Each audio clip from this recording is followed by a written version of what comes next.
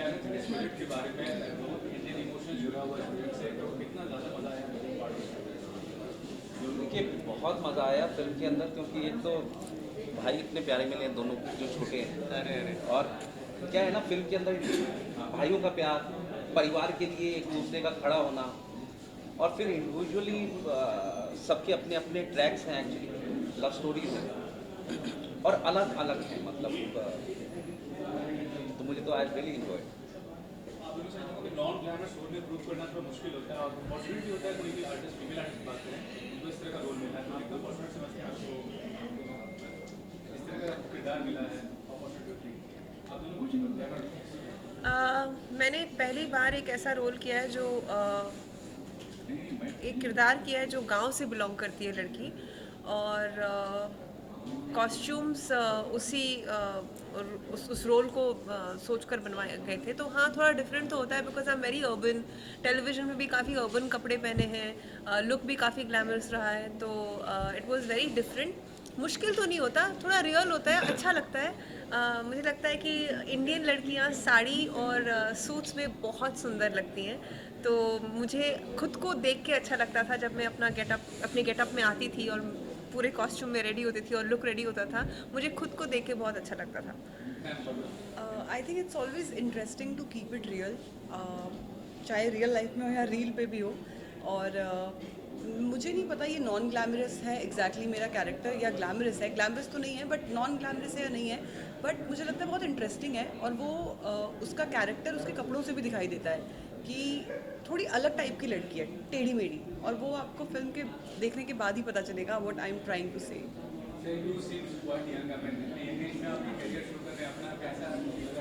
बहुत यंग हो तो अपने यंग एज में सर ये यंग नहीं है, हम सेम एज है। ये दिखता यंग है, ये हम सेम एज है। हाँ मैं 45 हूँ ना, मैं 45 हूँ।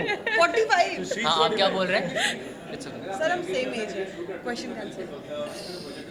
बेनिफिट डेफिनेटली होता है। पहली बात तो जब तक मैं रॉबी जितना यंग लगूंगा, रॉबी भी यंग है, मैं भी यंग हूँ थोड़ा अलग टाइप से, तो मेरे पास अभी और बहुत टाइम है कि मैं इस एज ग्रुप में 18, 20, 21 वाले एज ग्रुप में और बहुत सारे कैरेक्टर्स प्ले कर सकता हूँ। तो हाँ, ये डेफिनेटली एक फ़ायदा है ऑब्वियसली। और क्या ग्रेजुएशन के एग्जाम भी दे सकता है ये बात? हाँ साथ में डेफिनेटली पढ़ भी सकते हैं। सर आप तो पहले से रिकॉग्नाइज हैं, रेमंड मॉडलिंग कर चुके थे मेरे ब्रांड के लिए, तो वो कितना फायदेमंद होता है जब आप रिकॉग्नाइज रहते हैं, अगर प्रोजेक्ट के सब पहले से रिकॉग्नाइजेशन जो मिली आपको, वो कितना फायदेमंद है आपके लिए? सिर्फ फ़ायदेमंद कहीं ना कहीं थोड़ा बहुत तो होता ही होगा कि लोग थोड़ा बहुत जानने लगते हैं। आप या तो आप अपने इंडस्ट्री से लेके देख लो, या नॉर्मल जितने भी लोग टीवी में देखते हैं या पोस्टर्स में देखते हैं कहीं भी, तो कहीं ना कहीं थोड़ा बहुत तो फ़ायदा रहता है। लेकिन जब आप ऑडिशन देते हो या अपना फिल्म के लिए कास्टिंग के लिए जाते हो, तो वहाँ पे ये आई डोंट थिंक सो ये आज के टाइम पे काम करता है। Is all about your talent. जैसे आपसे लास्ट क्वेश्चन है, कितना काम कर चुके हैं, टेलीविजन को फीमेल्स मीडियम करते हैं, फिल्म्स को मेल मीडियम, ओटीटी प्लेटफॉर्म को जो चलन हुआ है, कैरेक्टर्स को वैल्यू देने लगी, कितना पॉजिटिव बात है एक्टर्स के लिए? देखिए एक्टर्स के लिए तो काम होना चाहिए, वो चाहे कहीं भी, चाहे टेलीविजन हो, चाहे ओटीटी प्लेटफॉर्म हो या फिल्में हो, अच्छे रोल्स हों, अच्छी कहानियाँ हों, वो ओटीटी है वो अच्छी बात है। मतलब और ज़्यादा अपॉर्चुनिटीज़ हैं एक्टर्स के लिए, तो which is very good. Thank you. हजम नहीं होती इससे। ये यंग थोड़ी है। आपसे जानना चाहूँगा, जो किरदार आप निभा रहे हैं, थोड़ा सा अगर किरदार के बारे में हमारे ऑडियंस को बताइए, और क्या प्रिपरेशन करनी पड़ी इस किरदार की? देखिए कैरेक्टर का नाम महेंद्र है, ये सबसे बड़ा भाई है और कहीं ना कहीं पूरे परिवार का ख्याल रखता है, जिसमें ताऊ हैं, चाचा हैं, 2 छोटे भाई हैं, और कहीं ना कहीं बड़ा जिम्मेदार आदमी है, और तवज्जो सबसे ज़्यादा अपने परिवार को पहले देता है, उसके बाद अपनी ज़िंदगी की बाकी चीज़ें सेकेंडरी होती हैं। और कहीं ना कहीं वो कहानी के अंदर सूत्रधार है। इन दोनों की कहानियों के बीच में भी अगर सूत्रधार अगर बोलें तो यही कैरेक्टर है कहानी के अंदर। मैम आप क्या कहना चाहेंगे, किरदार के बारे में बताइए और क्या प्रिपरेशन करनी पड़ी? सर मुझे कास्ट किया था जोगी मलन सर ने, जो कि वैसे भी बहुत बहुत बड़े कास्टिंग डायरेक्टर हैं और वो वर्कशॉप भी लेते हैं। तो जब मेरी कास्टिंग हो रही थी तो मैं वहाँ पे गई, और वहाँ पे हमारे डायरेक्टर थे, संदीप सर भी थे और अश्लेषा भी थी, और 2-3 मेरे टेक लिए उन्होंने अपने हिसाब से। बट मेरा जो ऑडिशन था वो मेरे रोल के लिए नहीं था, वो इनके रोल के लिए था। बट क्योंकि डायरेक्टर का विजन होता है, उनको लगा होगा कि मैं इस कैरेक्टर से ज़्यादा इस कैरेक्टर में सूट होती हूँ, तो मुझे फिर वसूधा मिल गया। और हमने वर्कशॉप्स की थी, हमने रीडिंग्स की थी।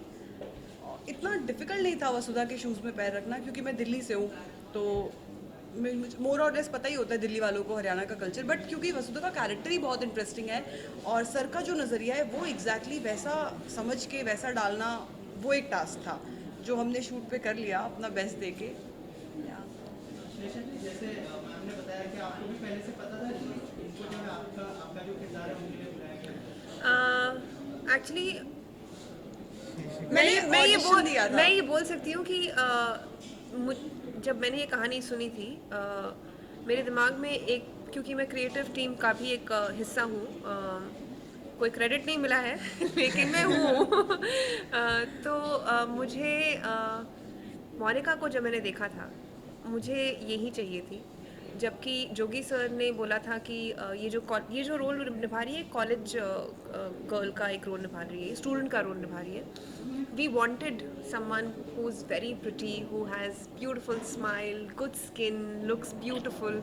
तो जब मैंने इनको देखा था, हम सबका ये एक यूनानिमस डिसीजन था, क्योंकि ये है यंग और दिखती भी हैं कॉलेज स्टूडेंट, तो we have to cast her like that, because his character falls in love with her just by he just loves her, he keeps looking at her and it has to be looked at। मतलब जो जिसको हम cast करें वो ऐसी भी होनी चाहिए जो बस उसको देखते रहें। तो मोनिका को हमने इसीलिए कॉलेज के रोल में कास्ट किया। जहाँ तक मेरी बात आती है, मेरे कैरेक्टर का नाम है बिमला, और बिमला का ऑडिशन यश सर बताएंगे। वो पक चुके थे, क्योंकि इन्होंने इतनी सारी लड़कियों के साथ ऑडिशन किया था कि उनका दिमाग ख़राब हो गया था। उनको समझ नहीं आ रहा था कि आप लोग कर क्या रहे हो, क्योंकि जोगी सर क्योंकि इतने ज़्यादा नामी कास्टिंग डायरेक्टर हैं, बहुत थॉरो रिसर्च करते हैं, और उनके कन्विक्शन के अगेंस्ट कोई भी कास्टिंग नहीं हुई है। तो वो बार बार यश सर को बुलाते थे लाइंस रीड करने के लिए नई नई लड़कियों के साथ। तो जहाँ तक मेरी कास्टिंग की बात आती है, I'll hand over the whole credit to Yash sir, because Yash ji एक दिन कर रहे थे, कोई और एक्ट्रेस आई थी, उनके साथ उन्होंने लाइन्स किए और उन्हें बोला आप लोगों को चाहिए क्या, कौन चाहिए कौन है आपकी बिमला, क्या कर रहे हो, 1-1.5 महीना हो गया शूटिंग शुरू करनी, क्या कर रहे हो। जोगी सर ऊपर बैठे हुए थे, संदीप जी और उनके असिस्टेंट ऑडिशंस ले रहे थे, और मैं वहाँ पे एक फटे से कुर्ते में अपना जो मेरा काम होता है एडी का वो कर रही थी। तो यश सर गुस्सा होके बोले कि ये है बिमला, देख लो इसको, ये यहाँ सामने बैठी है। तो जोगी सर ऊपर थे, उन तक बात पहुँची कि यश सर ने ऐसे बोला है, और सब मेरे पे चढ़ गए कि ये लो लाइंस और पढ़ो तो मुझे लाइंस दी गई ऑन द स्पॉट, और फिर मैंने पढ़ी। फिर जोगी भाई ने मुझे ऊपर बुलाया और उन्होंने बोला कि अभी हम कुछ नहीं बोल सकते आपको। और मैं तो वैसे ही, मुझे पता था कि मतलब मैं यहाँ पे फ्री में काम कर रही हूँ, कि होम प्रोडक्शन है, मुझे यहाँ पे एडी का भी काम करना है, स्पॉट का भी करना है, प्रोडक्शन का भी करना है। तो मैं तो वैसे ही डांट खा के इधर उधर घूमती रहती थी कहीं ना कहीं। तो मुझे 10 दिन तक कुछ नहीं बोला गया कि मेरा हुआ है कि नहीं हुआ। फिर एक दिन जोगी सर ने मुझे अपने ऑफिस में बुलाया और उन्होंने बोला आपके साथ वर्कशॉप करनी पड़ेगी, अगर हम आपको कास्ट करेंगे तभी हम आपको कास्ट करेंगे। फिर उन्होंने वर्कशॉप की और उस दौरान वो और ऑडिशंस लेते गए। फ़िलहाल जो फाइनली जो ये हुआ कि उनको शायद कहीं ना कहीं लगा कि मैं बिमला निभा सकती हूँ, तो उन्होंने मुझे ये रोल दिया।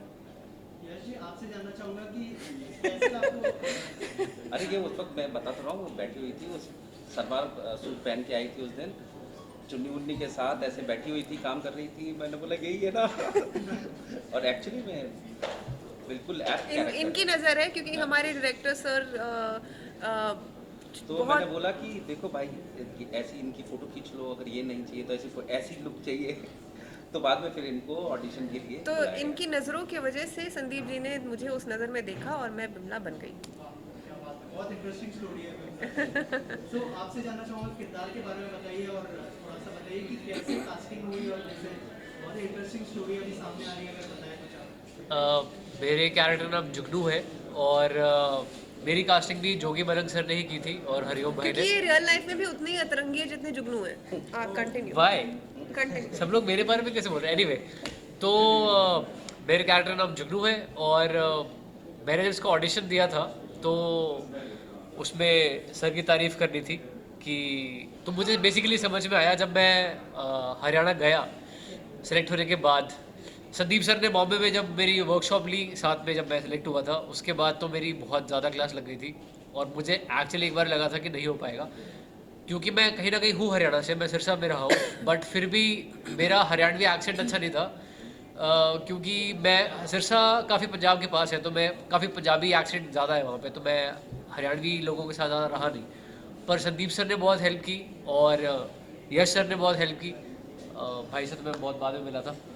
तो उसके बाद जब हम वहाँ पे गए, वहाँ जो मज़ा आया है शूट करने में गाँव के अंदर, कुछ मजा नहीं आया है। नहीं। दो एक्टर्स जिनको सबसे ज्यादा डांट पड़ी है सेट पे, वो ये और मैं हूँ। नहीं, शुरुआत इससे होती थी, एंड मुझ पे होता था। मुझे इसलिए मज़ा आया कि जैसे आप साउथ की मूवी देखते हो तो वहाँ साउथ का कल्चर होता है।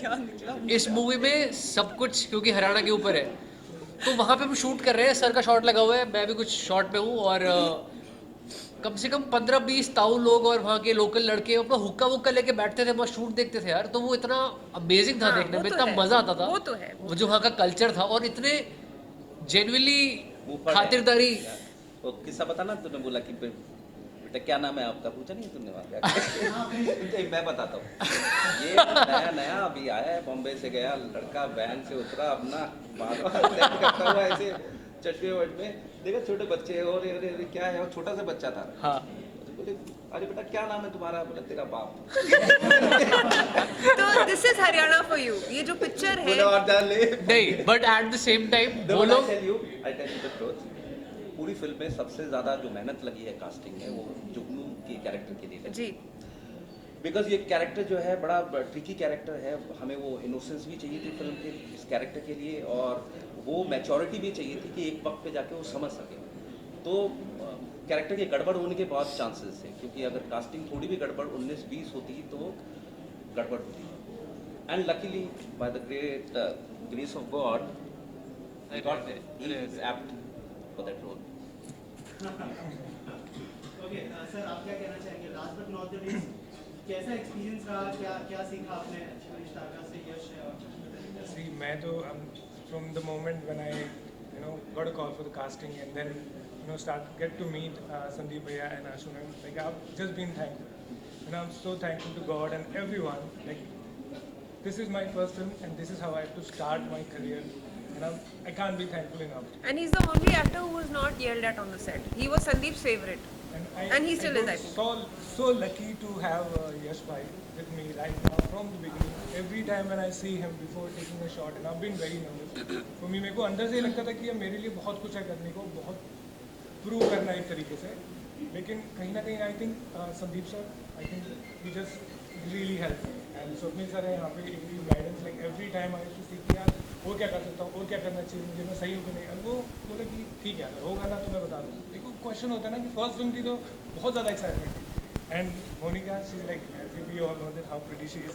That part was a little easy just to look at her. Yeah, I'm in love. I mean, Robbie, he's also very handsome. We all can see that. Or coming in from him, इनको side में ले like, जाके इनके अलग से bite ले लो आप लोग। Each your इसको रख decoration. दो उस रहेगी। Thank you so much. Thank you.